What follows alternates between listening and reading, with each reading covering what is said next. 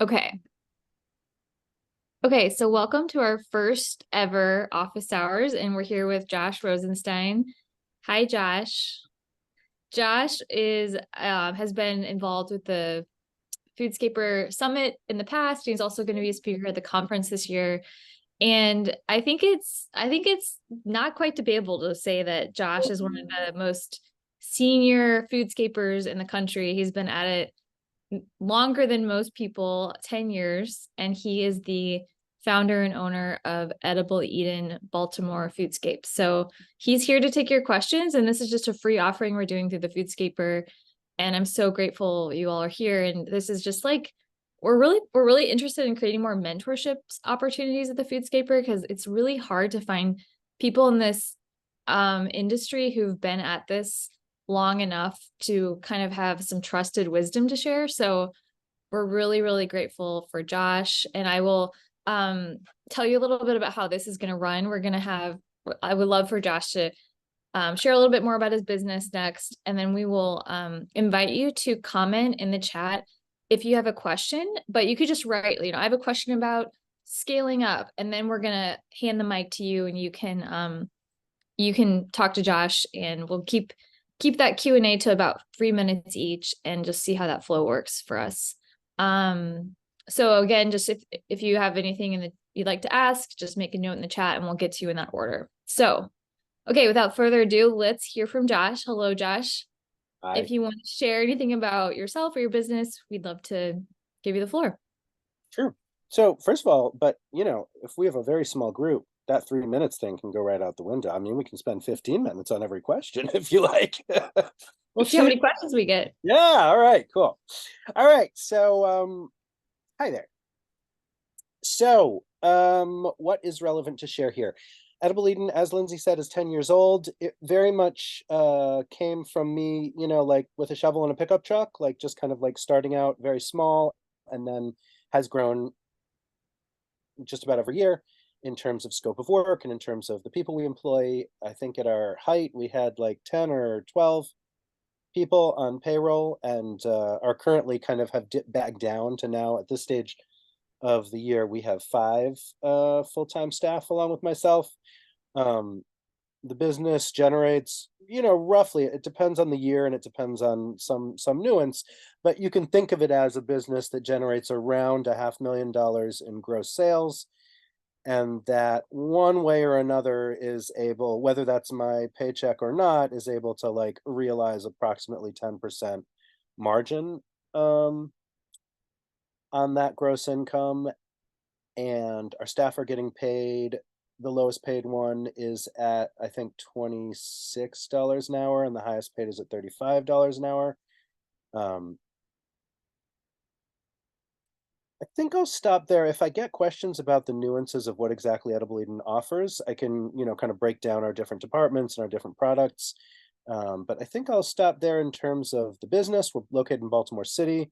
We have a commercial site that we rent for our, in-house nursery and vehicles and piles of soil and stuff. We also have a shop and a storage chamber there. And in terms of myself, I'll just note, because this may come up, I'm pushing 50. I have a 3-year-old and a 7-year-old and a wife who's a social worker. So, you may hear from me, or if this comes up in the questions, my subjective experience is definitely that colors my experience a lot. In terms of, what I have to give to the business and what I need from the business, and 10 years in, what I think about having a small edible landscaping business, etc. So I'll leave that as my intro, and then I'm curious to hear, with such a small screen, I feel like we could hear a little bit from each person about like where they're at and what their challenges are. Oh, unless Lindsay, you want me to start with that first question? Yeah, let's start with the first question, and then we have more rolling in. So let's start with, I had asked Josh, what's the number one investment in your business you wish you would have made in the first 1 to 3 years to create more efficiency? Right. And the first thing that came to my mind was a really well put together, or the QuickBooks item list. Mm. is is a huge thing for me, and I feel like we've spent years kind of struggling with it. And I've overhauled it at least 3 times with different bookkeepers, and I still feel like it costs us, like, kind of gets in the way of efficient flow. Um, and I guess what I mean though by that, like the item list is how QuickBooks keep tracks of the different products that you sell, but it's also gets into the nuance of like, do you collect and remit state tax? Is that something that you have to do? Tax on materials, kind of the level of efficiency and capture of QuickBooks really all comes down to, is it set up appropriately in the first place? And that really, in my perspective, comes down to that item list. And what that item list is talking about is what exactly are you going to offer, and what are the materials, profit margin, etc., that are baked into those products. And so I think that, having spent 10 years banging my head against that and trying to figure the answer to those questions out, and then having to kind of circle back and update QuickBooks to match that, I think that if you were going to start out with some consulting or with some dedicated thinking, or with a friend who's a bookkeeper, and really set that up right the first time, I think that would probably lead to a more streamlined launch. Mhm. Good advice. Okay. Okay, let's get into these questions. So the first one is from Greg, and I'm going to read these for the sake of the recording. And then, Greg, you're welcome to hop on and ask Josh, or you can just receive his answer. Maybe let us know. I didn't really think of a system for that. We'll just see what happens. Greg asked, I've had a lot of boom and bust this fall. I know that's part of the industry, but I had a lot of interest that's fallen off. Trying to figure out if that's something about me, the current economy, seasonal factors, insights. I need a little. Is Greg? Greg, do you have a checked shirt on and long hair? That's John. Greg, do you want No, to? hi. You are Oh, okay. hey. Hey, Greg. Hey. Um, Um, Greg, can you share a yeah, go little bit ahead. more about what you mean by boom and bust? Like, you talking about proposals that are getting Yeah. ghosted? Are you talking about? So Yeah, you go. kind of a combination of things.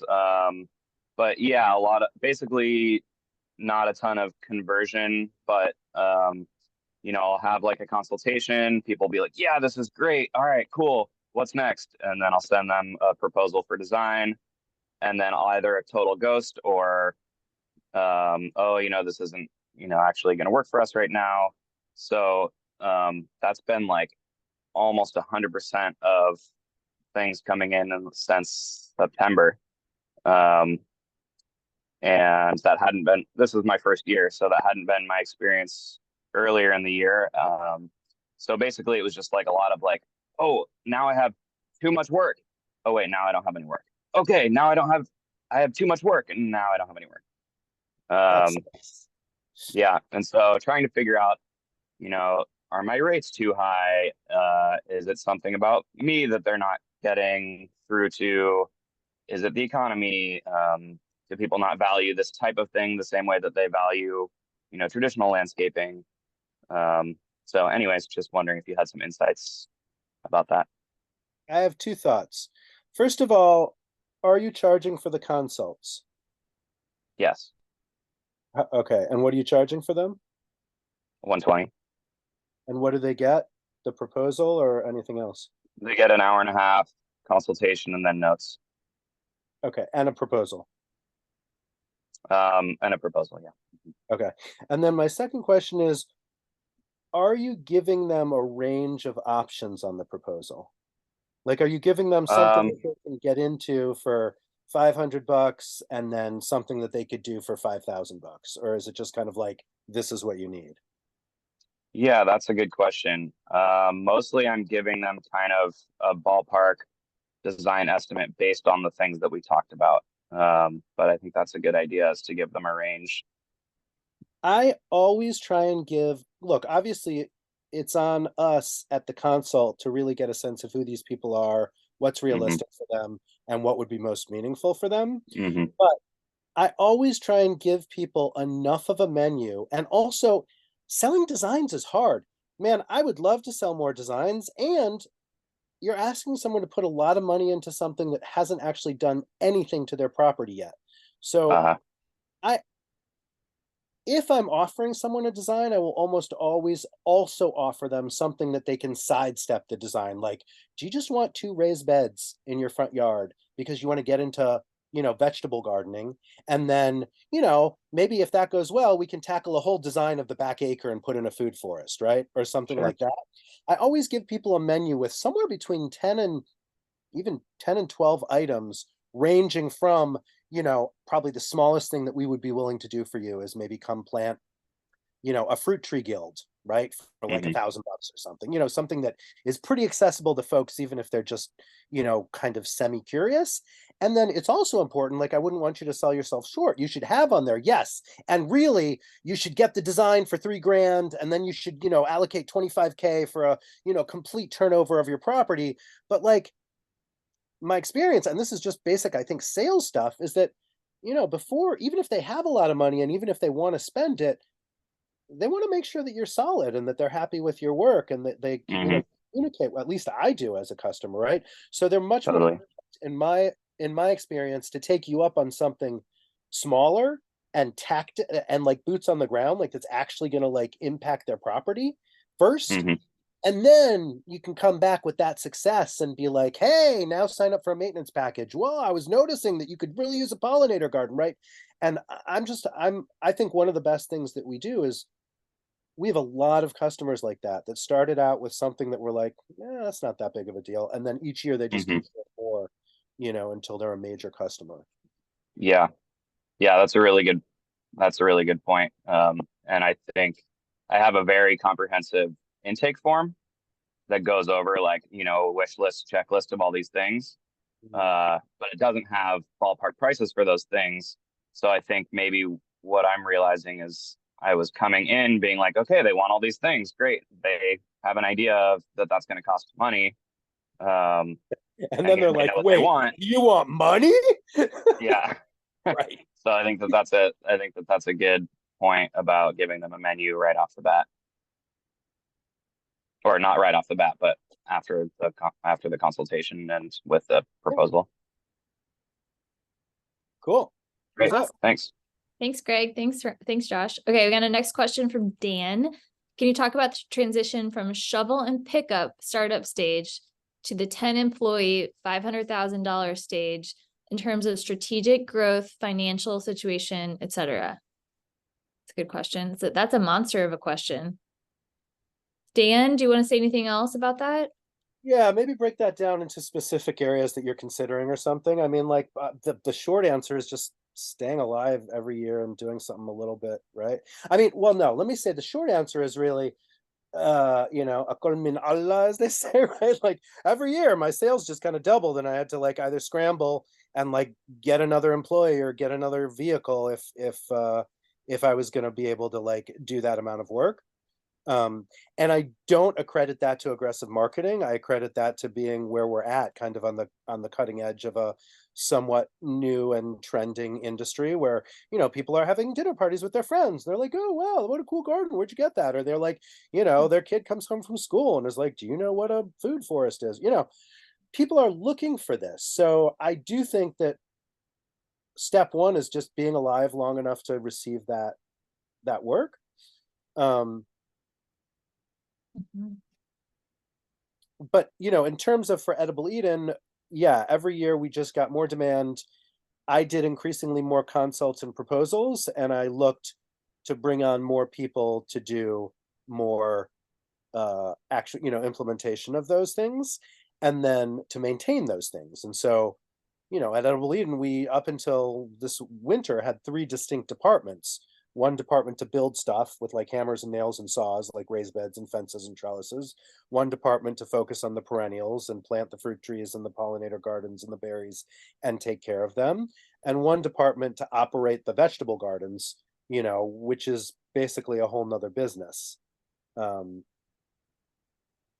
and so I guess the last thing I'll say about that, unless you want to get a little bit more into details, is the other, I think, thing to think about as part of that growth process is an enterprise budget, right, is kind of, if you go to any of the farming conferences, they really hit hard with the enterprise budgets, and really what they want you to do, and what I do think it's worth doing, is really trying to figure out, of the things that you're doing, what does a budget look for those things, right? Like if you are going to be whatever, building raised beds, and that's kind of that's a segment of your business that you want to be significant.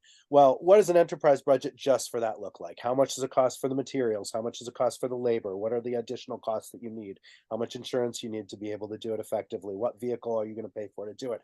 And pull all that stuff together into a budget so you can see at the bottom line, oh my God, I'm spending all of this time and all of this money on raised beds, and I'm losing all this money, where like every time I plant a fruit tree, I like make $100, right? Or whatever it is.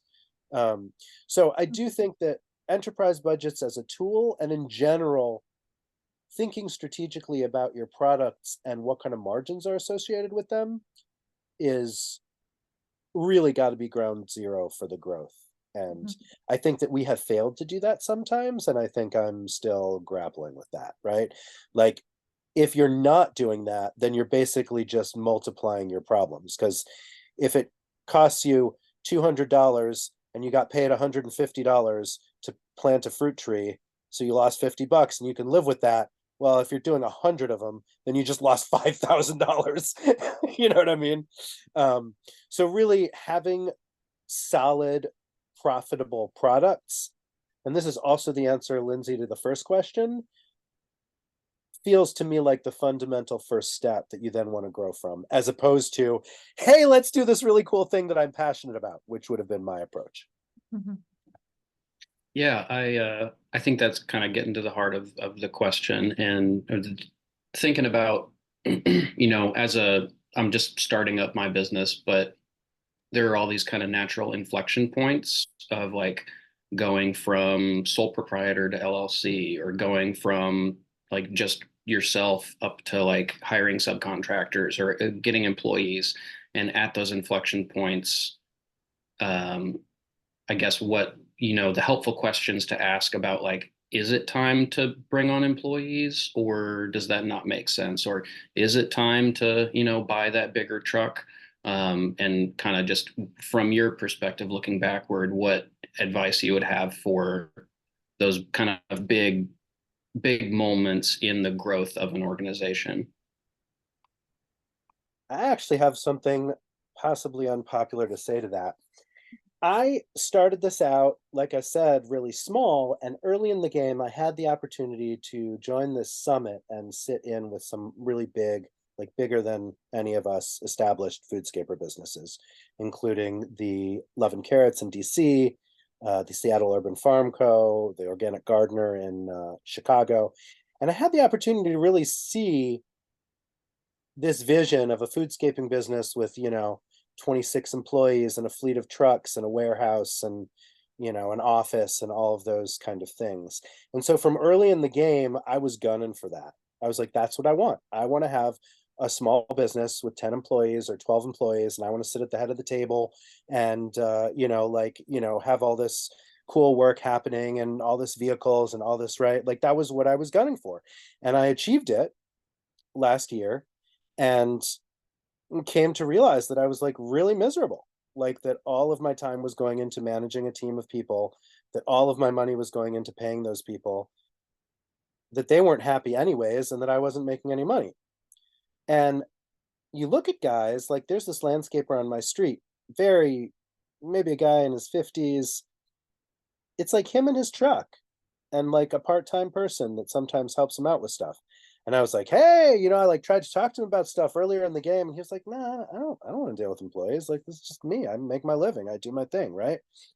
One of the things that's happening right now is we don't have enough employees to achieve the work that's coming in.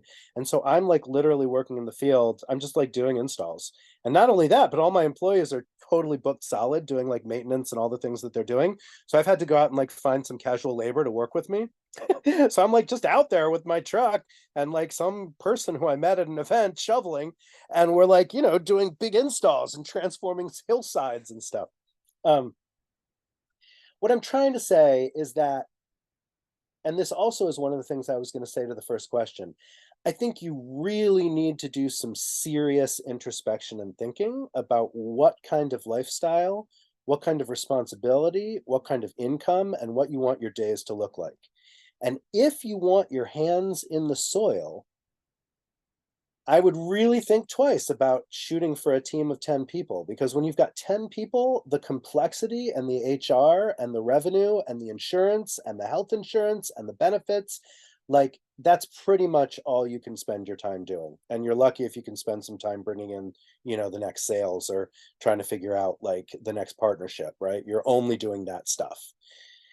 On the other side of that spectrum, I think that you could probably let me say that, I could probably make possibly more money, maybe the same amount of money, if I got rid of all of that, kept like 2 people as support people, one, doing admin and marketing, and one like helping me in the field, and just did the work myself, right? I think I could probably make a decent livelihood doing that.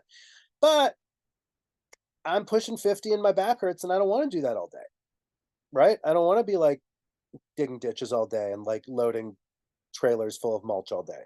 So I'm in a bit of a bind. I've got to do, some soul searching about how to develop the business. But I think that those questions need to be considered not just in terms of like, right, Dan, you were saying like, well, what's the inflection point? Like, when's it time to go from, well, I've got a part-timer to a full-timer? I mean, the business answer to that question is when the numbers indicate. Right? When you can look at the numbers and you can be like, okay, I can do these 10 jobs by myself and I can make 100 grand, or I could do these 20 jobs with 2 employees and I can make 300 grand and pay them each 50. And now I can make a bunch more, right?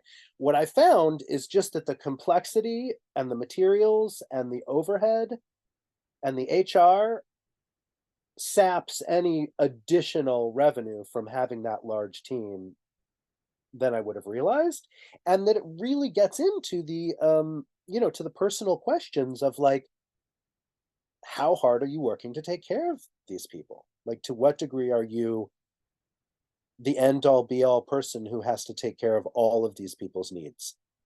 We're grappling. I'll finish with just a short anecdote to indicate what I'm talking about. Every year from the beginning of the business, we were closed over the weeks of Christmas and New Year's. That came from the fact that when I started the business, I was trying to have a seasonal lifestyle, right? I was trying to like work really hard during the spring, summer, and fall. And like, don't come at me in the winter, man. Let me stay in my sweatpants and tinker in my like with my spreadsheets or whatever, right? Well, as soon as you have a full-time employee, probably 15 to 20 minutes after they've signed, whatever the paperwork and they're your full-time employee, when you tell them that you're closing for some period of the winter because you have no revenue, they're apt to look back at you and say, well, that's not my problem. I need to get paid all year round. Right? And so then you get into this thing of like, well, how much debt or what am I willing to stretch to do over the winter to keep this person? Well, you can say, well, I'll just lay this person off. They can go to Mexico. That's what I'd do, right? Like they can go like traveling. They can have an experience, whatever. Come back in March. What I'm finding as the business grows and matures, and as I have higher quality, more mature, more knowledgeable, more independent employees, is that they're not going to go to Christmas. They're not going to go to Mexico for 2 months over the winter. They've got like a 10-year-old in public school, right? So they don't care about my problems. They don't care about the business's budget. And they certainly don't care about Mexico. They want to get their $30 an hour every hour of the year. And it's my problem to fix it. So right now we're grappling with it because I was told that we could not close this winter because it would lower company morale. And I just had to suck it up and go into more debt. And I'm struggling with it because I don't want to start going into debt already. I want to like wait a week. I want those 2 weeks of quiet in order to just kind of like get my head right and get ready to dive back into the fray. And I'm a little frustrated that it's a little bit that may not be something I can have. So as of today, I decided we were going to close for 1 week, the week of Christmas, and I'm waiting to see what fallout we get from that. Okay. Thank you so much, Josh. That was an awesome answer. I'm gonna go to the next one because we've quite a lot of questions to answer now. This one, another one from Greg, but we'll make this a little quick. He's looking to get a tablet and curious if there are any suggestions for good, slightly more affordable tablets to draw, take pictures, make notes, and transfer to computer for design work. Thoughts on that? Tablets? Yeah. Very short answer. I bought a iPad. None of my crew would use it. I couldn't get myself to use it, and so now my kids use it to watch cartoons on. Yeah, we don't use tablets at Custom Foodscaping either. But if people Great do, idea. if people do in this group and would love to comment about that in the chat, we would love to hear what you use. Okay, I'll move on to the next one from Jennifer. Do you charge a flat rate for all of your maintenance clients, or is it based on the size of the yard? Good question. And Jennifer, you're welcome to pipe in if you have more details to share. Yeah, so I have right now a number of clients and that I'm doing maintenance for, and I am also 50. And so I'm getting tired and I want to get some employees to start helping me with some of these maintenance projects and a lot of my installs as well. This year, everyone wants service and maintenance for their designs that I've done. So basically what I'm looking at is I have different size yards, I have different amounts of work that needs to be done in each one. And I'm wondering, do I charge a flat rate and then make that just something easy for me to deal with? Because right now I kind of have people at different rates based on their different size yards. But if I start to grow, I'm thinking that might get confusing with an employee and how I'm charging and in terms of my takeaway from that, because they're employee. Am I making sense? First of all, everyone looks a little Yeah, confused. but let me just get clarification here. When you Okay. say maintenance, because maintenance is a big word, we do two very different kinds of maintenance. My question, are you talking about maintenance of vegetable gardens, or are you talking about like landscape maintenance? Not landscape maintenance per se. It's more of the fine gardening. So like if I did like a pollinator garden, coming in and deadheading and pulling out the weeds and things like that. So I'm not like mowing and blowing or doing anything like that. But these are people who were just like, well, I don't want to fertilize it and I don't want to pull that weed. And can you harvest this for me? They basically want to do none of it. They want me to put it in, and then they want me to do whatever I would do almost as if it's my own home. Great. That's Huh? good. That's good. It's good, but I'm tired and I don't know how to bring people in and how to do it. And so right now, um, and then I've had some other people too who were like, well, hey, um, I'm going to go away for this many weeks in the summer because I'm in Texas. So a lot of the older clients, they'll just leave. It's hot. So they just don't want to be here and they're going to blow out, in May, and they're not going to come back again until November.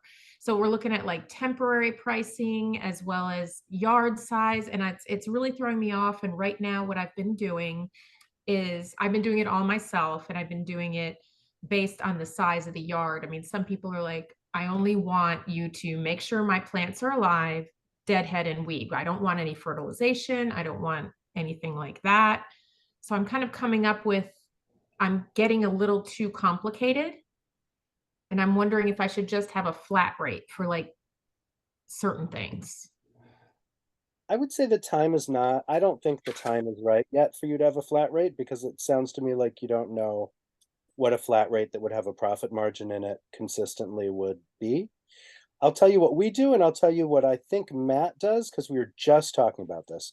First of all, I want to separate out totally vegetable gardens from perennials. Okay. Vegetable gardens is its own thing. It requires a whole different song and dance in terms of materials and fertilizers and trellising and care and water, and separate that out. If we're talking about perennials maintenance, yeah, we're talking about weeding, mulch, compost, and trimming, deadheading, pruning, right? Like cutting the plants back. And I actually would love to get away from doing the mulch because it's killing my back, but I would love to, but So, yeah. What we did is our perennials lead came up with a very ingenious spreadsheet that has in it each of the things that we would expect to do. So like, for instance, she would say small fruit tree, large fruit tree, small, medium, large fruit tree, blueberry bush, raspberry run, right? Each of the items that we would maintain. And then she's got, we either offer quarterly or biannually, right? So then she's got first visit, second, third, and fourth visit, and she's got a cost for each of those things, right? Because let's say it's a fruit tree. The first visit, let's say it's in the spring, early spring, we're going to prune and spray and fertilize, right? And then the next visit, we're going to thin fruit and spray something softer, right? Like neem or what have you.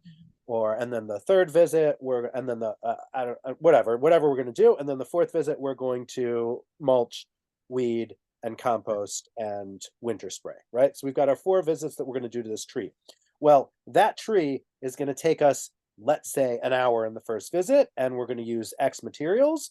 And so on that column under spring visit for medium tree, she has $200. Okay, an hour of time and these materials. That's for one tree? Yeah, for that one tree. Okay. And then for that one visit. And then the next one, she's got, well, during the summer, we're just spraying, we're not laying anything, so it's going to cost $75.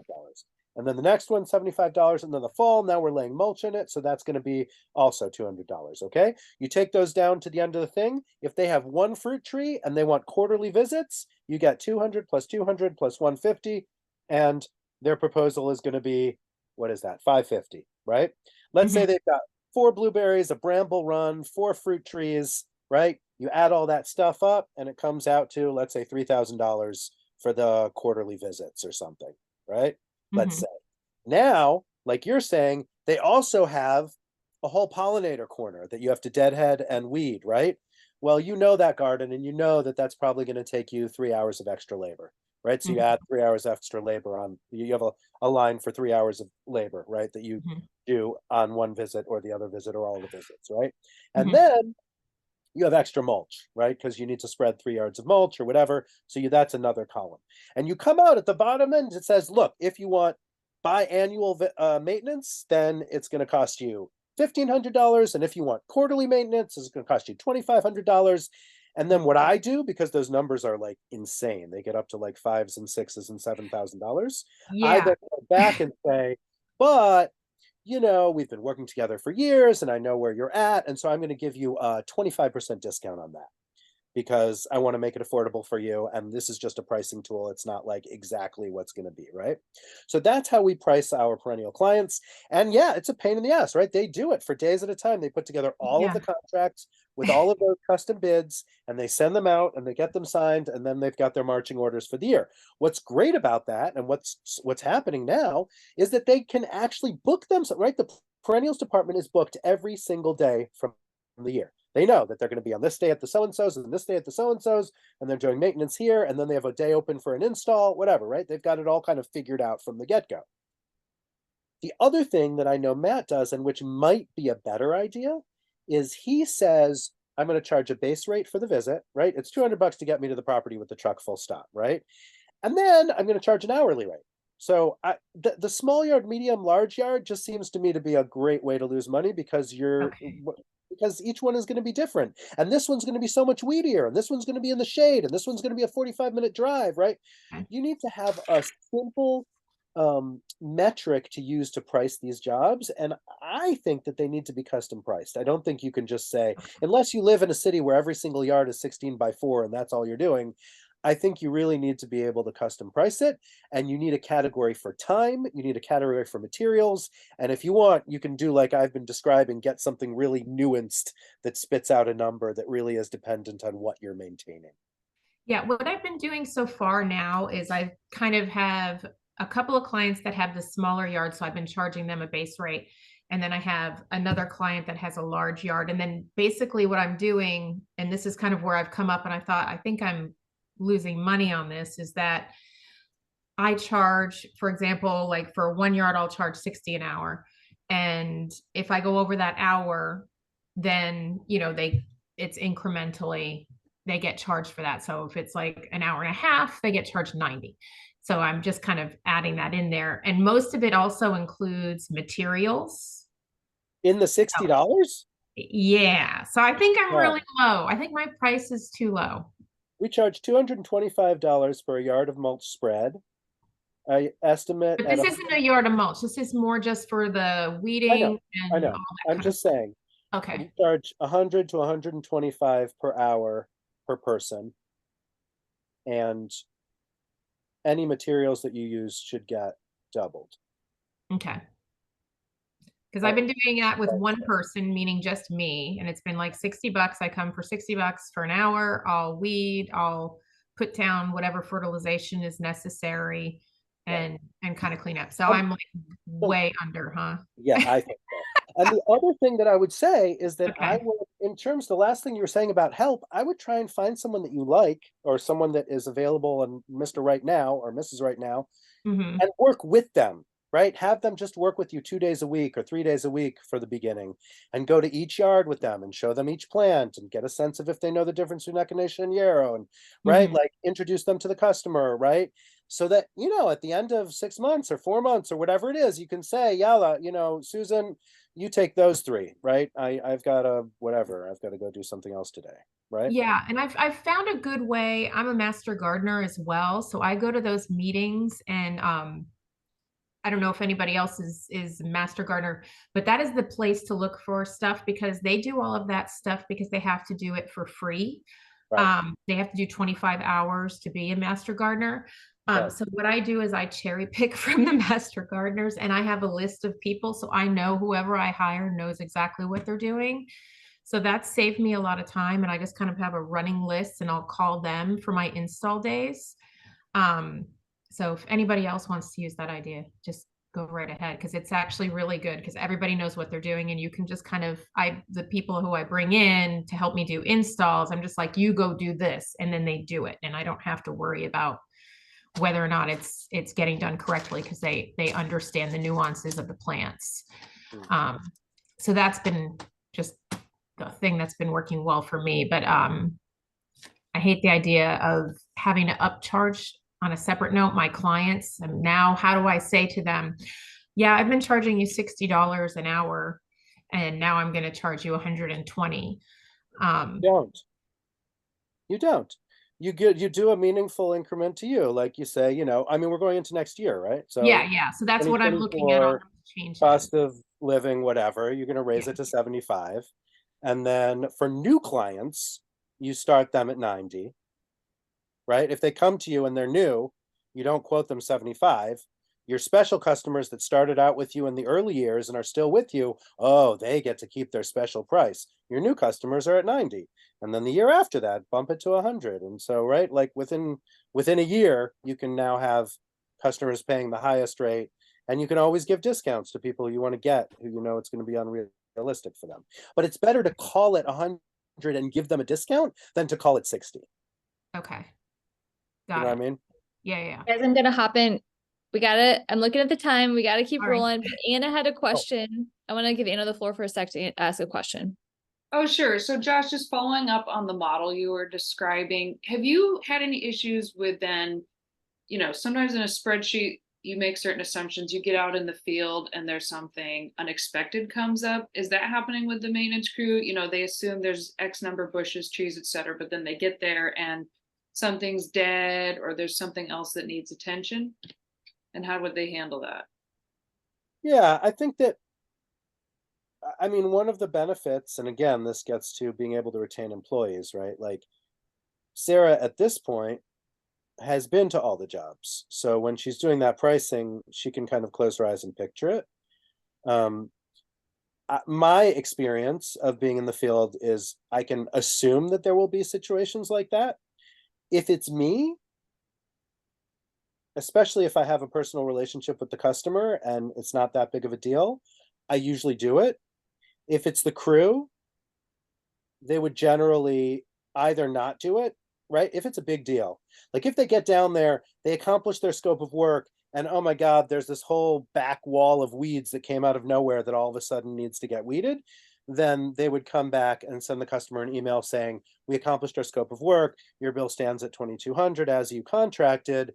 While we were down there, we noticed that there was a whole nother, 10-hour segment of yard that needed weeding. Would you like us to put it on our, next round or whatever?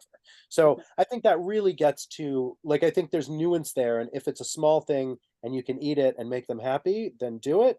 And if you can't, then make it a separate proposal and come back. That makes sense. I also just wanted to say real quick, Jennifer, in terms of raising your prices, remember that you become more valuable every year. You're learning more, you're getting more experience, and it's absolutely reasonable to keep raising your prices every year. Thank you. I'll keep that in mind. I'll try. It's hard. It's hard. For what it's worth, I think 125 is egregious. I think that most landscaping companies top max out at 90. Okay. But I also am just like in a never-ending battle to try and have a profit margin. So Okay, I'm gonna move on to Zoe now. What CRM software do you use? Best way you have found to handle your customer pipeline? Hi Zoe, guys. Oh, Don't too mind the cat. um, please bring the cat. yeah, she's attacking.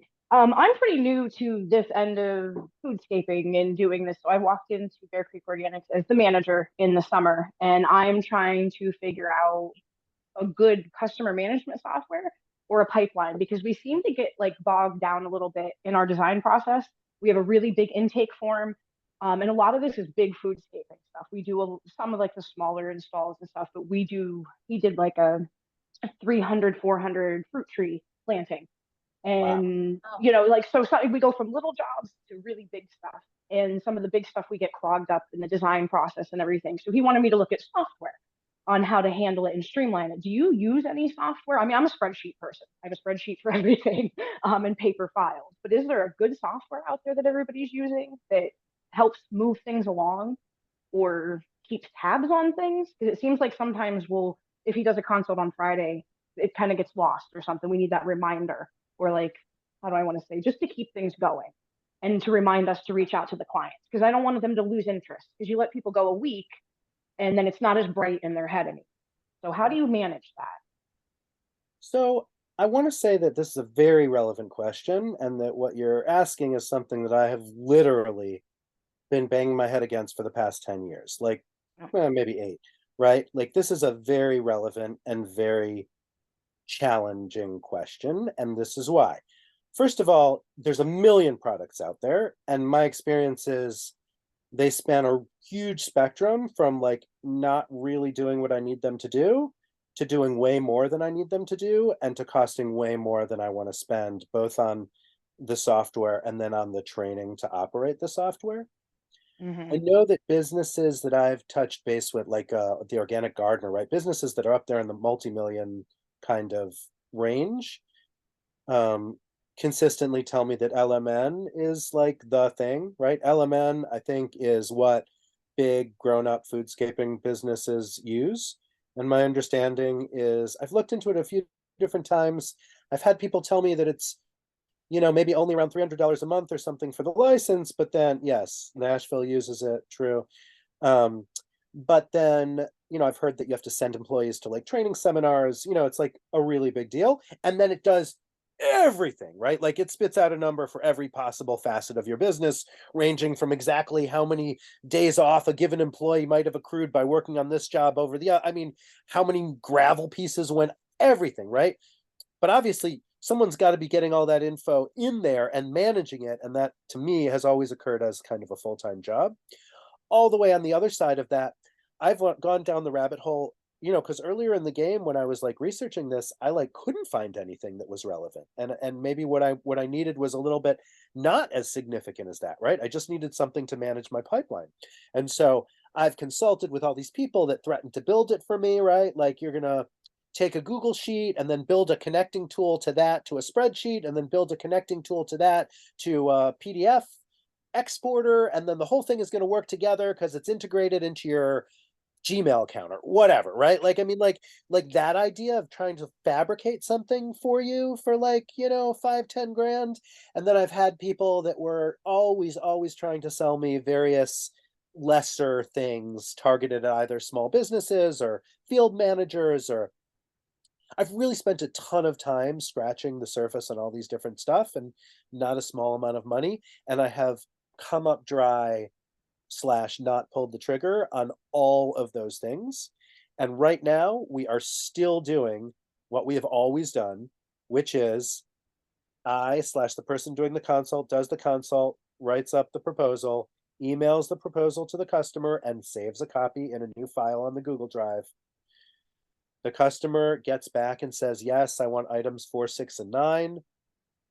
The manager then creates a contract for items 4, 6, and 9, and puts it in that same folder on the drive, and puts a note for herself to reach out to them. Well, no, that happens later. If they, whatever, they sign the contract, Yeah. that creates, then they generate a work order, which gets printed out and brought to the shop. Then we accomplish the job, and then notes from the work order get typed up and theoretically put back in their file. And so there is one file on the Google Drive for everything that customer had. And in terms of remembering to reach out or to follow up, that's on the person who's actually, doing that admin or who wrote that proposal. Mm-hmm. Okay. Yeah, that's kind of basically what we've been doing. I was just trying to, and I've been looking at all these softwares and they can all do so much stuff, and then the cost isn't really there because we're growing too. I'm one of 2 full-time employees. So to put the cost into that and the time and the training, it's Right. kind of a balance. And I'm a vanilla folder paper person. So I think that the bottom line, similar to some of these other questions, is I would avoid it until you can't, and then take whatever you think is the best deal, is what I would do. okay. And I'm still trying to avoid it. But once you have it and it works, then your whole life gets better. So like you could also say, let's do the other thing. Let's pull the trigger on it now. Let's bite the bullet, even if it incurs some debt, because then we've got something really robust that works and that can take us to the whole next, level of business. So that really does feel like, who are your staff and what is their aptitude and interest? Yeah. Well, the ClickUp suggestion was a good one because that was one was at the top of my list as far as getting something that we could all look at, besides just like a spreadsheet that I have going now and like where all the jobs are, and to keep them moving. Right. Slack is also something that we use a lot for for communications like that. Okay. Yeah, we use it too much at Custom Foodscaping constantly. It's great. Okay, I'm gonna move on to Ashley. Wait, maintenance, how do you track? No, I missed Jennifer's question. How do you track hours with different workers and clients? Okay, we have 13 minutes and 6 questions, so we're gonna fly through these, okay? No problem. We signed up last year for a time tracker through Paychex, which does our payroll. And so they can, it's like a lot of them, they clock in and clock out on their phones. They can change, the type of job or the customer they're working for on their phone. And then that theoretically is all captured in payroll. I'm not sure to what degree we're like fully harnessing it, but we are paying for it and we are using it. Cool. Okay, Ashley from Brand Urban Gardens. Hi, Ashley asked, how have you used reports in QuickBooks to inform your business decisions?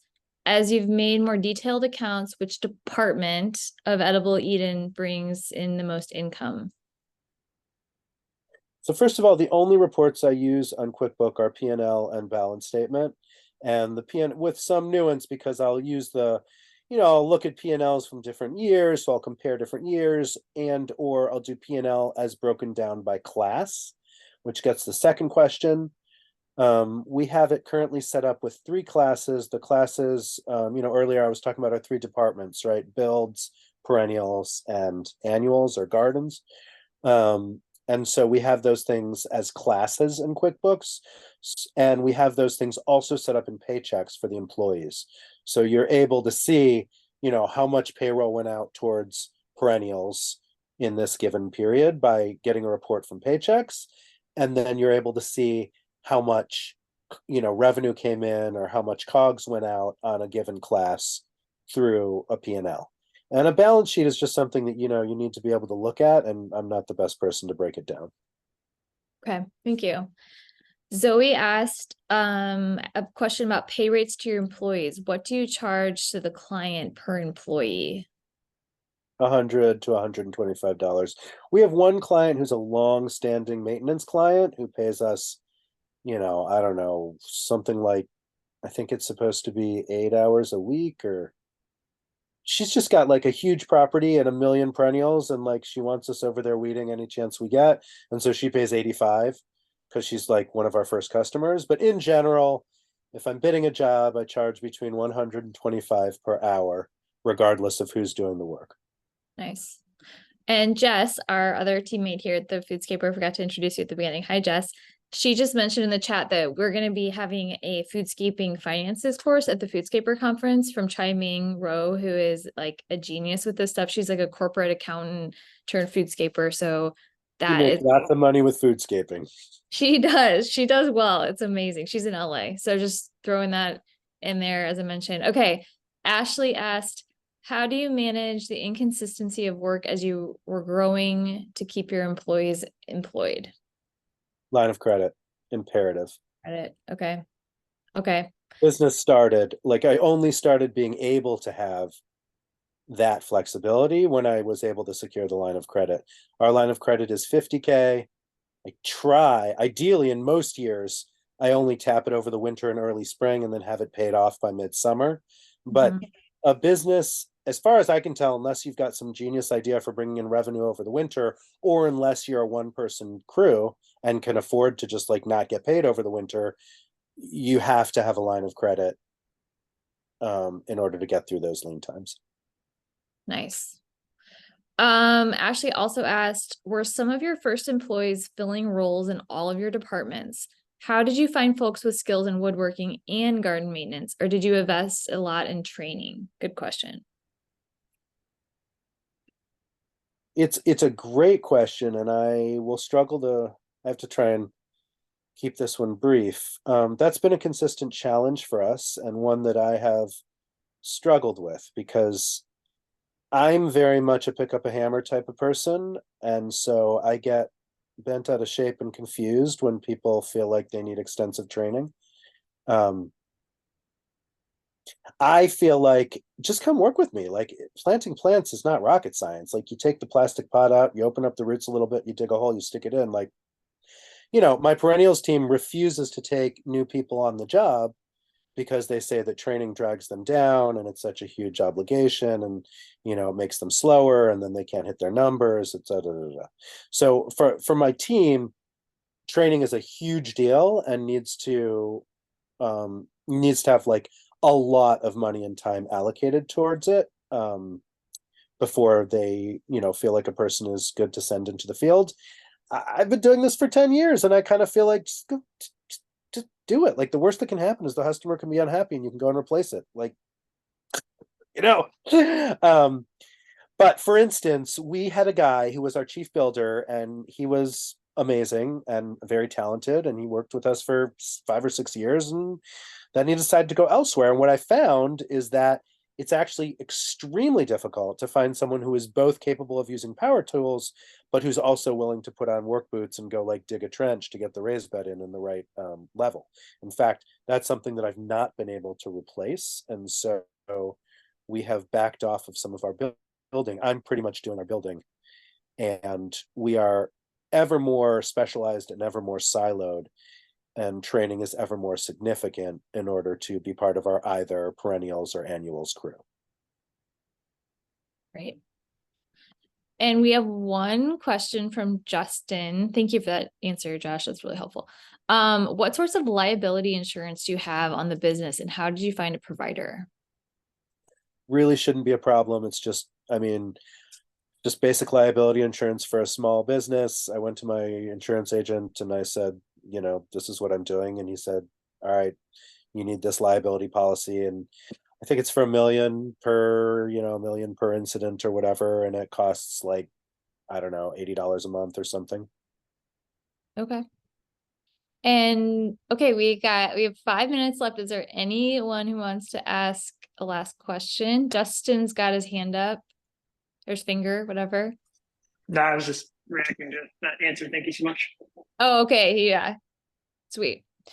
Awesome. Well, I would love to take the last 5 minutes to talk a little bit about, well, first of all, thank you, Josh. That was incredible. Ashley just sent me, that's for Justin. I just want to say thank you, Josh. That was so helpful. I can't think of a more powerful hour of advice than that. That was really, really great. Thank you so much. Pleasure. And Josh is a good segue to he's going to be speaking on our roundtable, right, at the Foodscaper conference in January, our main event of the year, which is basically like this on steroids. It's going to be a huge meeting of the minds of Foodscapers, and we'd love to invite you there.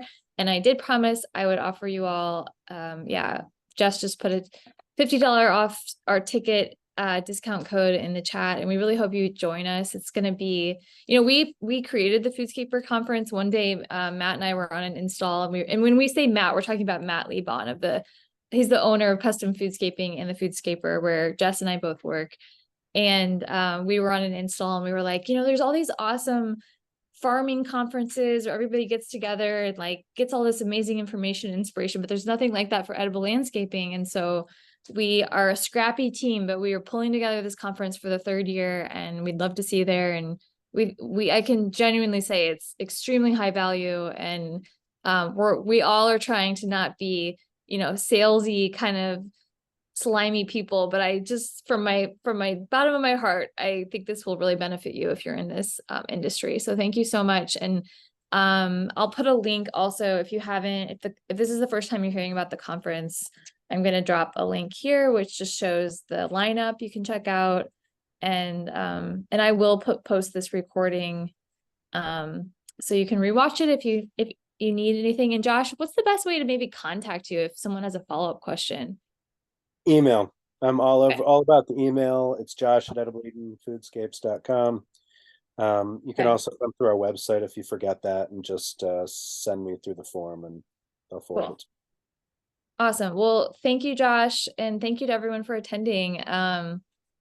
This was, this was great. Thank you so much. And I really appreciate all of you, and I will end the recording now, and we will see you next time. Oh, I do want to say we're doing 2 more of these. We're doing one with Ian Wilson of Portland Edible Gardens. That's in a couple weeks. And then we're doing one after the conference in January, which is with 2 team members from our crew, Ryan Albritton and Gabriel Hahn, who are design leads and install leads who have tons of practical information to share from the field. So look at our website, and all that stuff is there. And we'll see you soon.